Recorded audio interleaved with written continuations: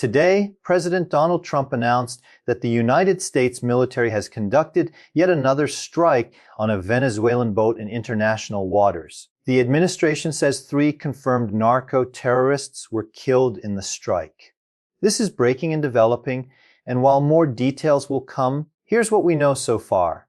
Trump posted on Truth Social that, on his orders, U.S. military forces conducted a second kinetic strike against positively identified, extraordinarily violent drug trafficking cartels and narco-terrorists. He said the strike occurred while 3 confirmed narco-terrorists from Venezuela were in international waters transporting illegal narcotics, a deadly weapon poisoning Americans, headed to the United States. Trump warned that if you're transporting drugs that can kill Americans, we are hunting you. Just like the first strike, no specific targets or names have been shared with the American people, leaving the public to rely on the administration's word that these were confirmed narco-terrorists. Even if they were drug traffickers, standard procedure typically involves intercepting the vessel, investigating, and detaining suspects, not immediately killing them. This pattern suggests to some that the military buildup off Venezuela's coast might be about regime change. War in Venezuela would be another serious commitment at a time when conflict is erupting elsewhere because of U.S. involvement in aiding allies. Inflammatory rhetoric toward China and reports of depleted military arsenals due to aid to allies raise questions about whether opening another front is wise. Critics argue this administration's actions could provoke Venezuela to respond, creating justification for further military action framed as counterterrorism, and warn that coups in Latin America benefit corporate interests seeking access to resources. There's also a troubling precedent for international law. If powerful nations act with impunity in international or foreign waters, other countries may follow, eroding norms that protect everyone.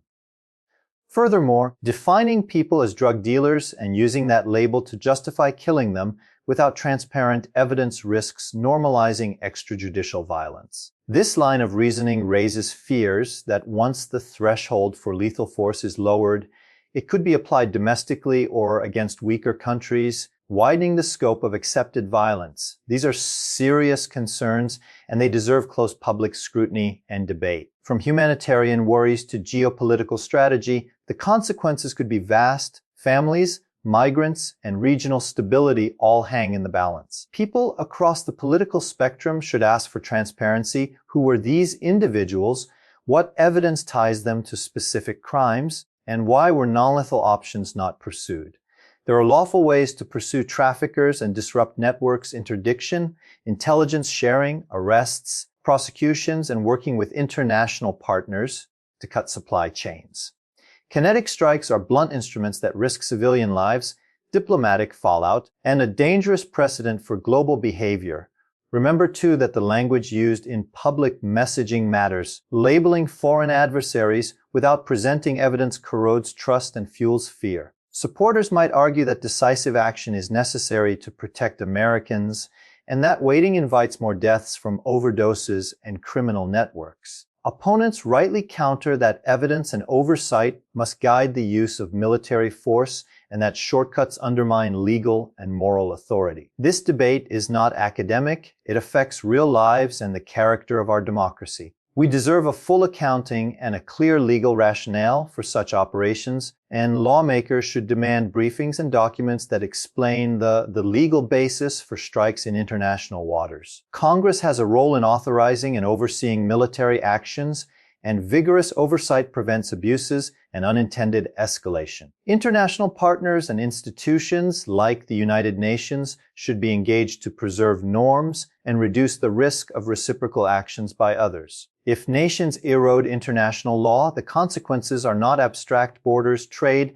and the safety of citizens become less secure. The conversation must include the voices of experts in maritime law, human rights organizations, and regional diplomats who can illuminate risks and alternatives. Ultimately, citizens must weigh the risks of violence against the imperative to uphold the rule of law and to pursue justice through accountable institutions. Calls for unilateral military action, framed as moral certainty, should be met with demands for proof, legal justification, and a plan to mitigate harm. We owe it to ourselves to insist that the nation's security apparatus operate within the bounds of law and ethics. Such actions should not become a routine tool for addressing transnational crime absent public debate and legal clarity. History shows that unchecked use of force often escalates conflict and invites retaliation, so careful restraint paired with smart diplomacy is usually wiser. At the same time, the human toll of illegal drugs is real, and policymakers must balance compassion for victims with skepticism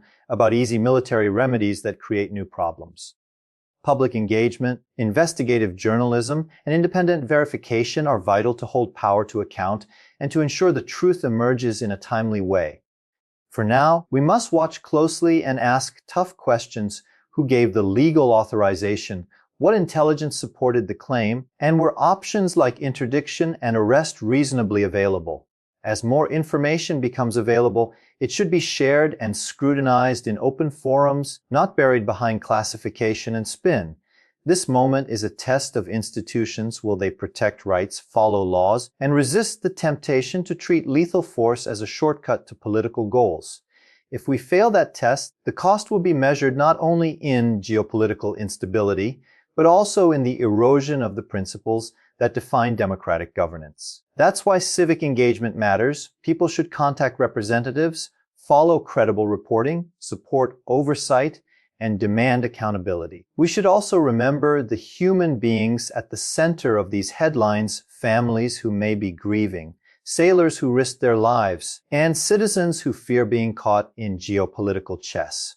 Compassion doesn't preclude vigilance. Rather, it strengthens the case for lawful, evidence-based action that minimizes harm. In the end, national security policy must be as much about preserving democratic norms as it is about defending lives. Voters and leaders alike must hold fast to the idea that the ends do not always justify the means, especially when the stakes include international law and innocent lives. There is no easy answer here, only hard trade-offs that require honesty, restraint, and accountability. So we keep watching, we ask questions, and we refuse to let extraordinary claims pass unexamined. Because in a functioning republic, citizens demand answers and institutions deliver them, not the other way around. We should also consider regional consequences. Neighboring countries could be drawn into diplomatic disputes or feel compelled to respond, and the fragile economies of the region might suffer. Trade routes and shipping insurance rates could be affected by an uptick in naval confrontations, and humanitarian aid efforts might be disrupted by rising tensions. Moreover, the legal frameworks that govern maritime behavior were crafted after hard lessons. Respecting them prevents chaos on the seas. Governments that wish to combat narcotics can do so transparently, tracking shipments, coordinating with ports, and building cases for extradition and prosecution. These tools are slower but more sustainable, and they reinforce rule-bound order rather than weaken it. Any policy review should include the voices of veterans, diplomats, legal scholars, and citizens from affected countries. Their perspectives often illuminate unintended consequences and practical constraints. At its core, the issue is about how democracies wield power responsibly, under law, or recklessly under the banner of necessity. When leaders choose the latter, the costs compound, moral authority erodes, alliances fray, and the risk of miscalculation grows.